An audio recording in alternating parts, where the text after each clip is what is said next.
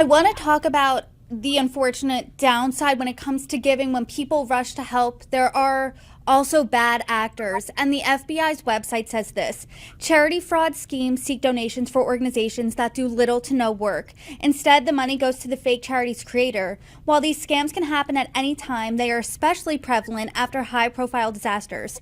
Why do you think high profile disasters are so prone to this type of fraud?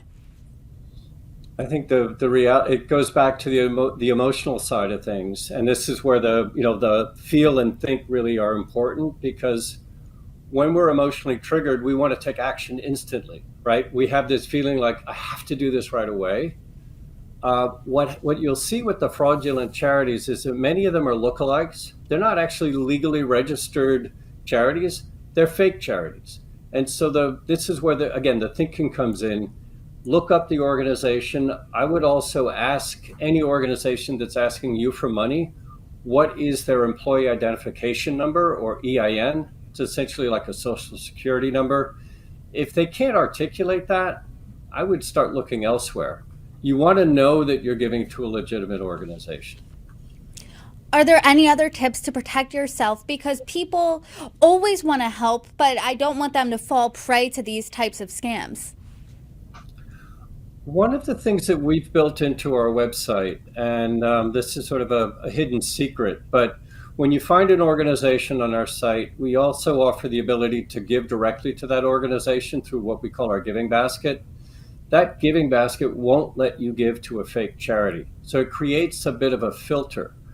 It may allow you to give to more effective or a less effective charity, but they're legally registered 501c3 nonprofits in the United States, which also ensures that you're getting the tax donation capability of that donation.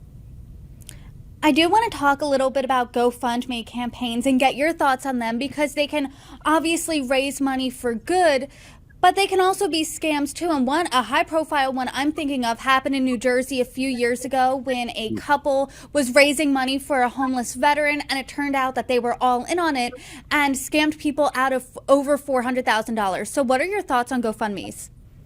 So I know that GoFundMe spends an enormous amount of time and effort on ensuring that they weed out any fraudulent uh, fund drives. The one thing that you have to be careful with any kind of crowdfunding initiative is if you don't know the people in question, you may be susceptible to fraud in that case. And so that's where, particularly with the level of like this level of disaster, and it's in another part of the world that you may or may not have any connections to, unless you really know the people or you know someone legitimately that knows someone, I would be hesitant to go too far and too fast with the GoFundMe, and I would look for a reputable aid agency to make my donation to. Going off that point, are Americans more prone to scams, or do people, regardless of where they're from, fall victim and prey to these types of scams? That's a great question because I think one of the things that's unique about the United States is we have such a vibrant nonprofit sector, and people are incredibly generous. So if you think about it, there are 1.5, 1.6 million charities out there, and we're roughly putting about $460 billion into the nonprofit sector every year as a nation. That's unique. That makes us exemplary and also somewhat of a target, right? So I think we have that. There's a dual focus there.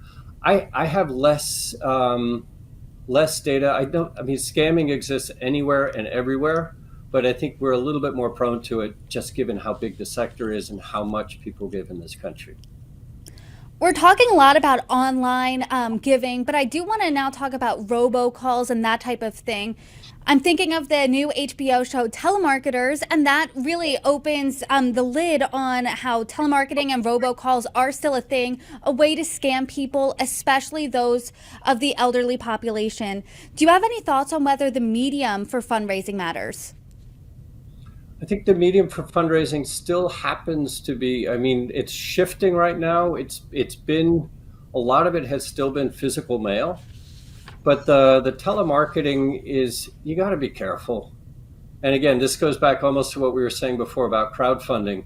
If you don't know the people, I would not take the calls. If someone starts giving you a bleeding heart story on the phone, you don't know who they are, the organization sounds familiar, I would stop and say, hey, thank you for the information. Let me look this organization up on Charity Navigator. Give me the name, and I'm going to make my donation through this platform because that way I know I'm not going to be taken advantage of. You have time. One of the things you've got to really keep in mind is when there's the telemarketers are playing on urgency and they're playing on your emotions. Take the time to just slow things down a little bit. Make the donations on your own terms, not on the terms that they're asking you to accommodate.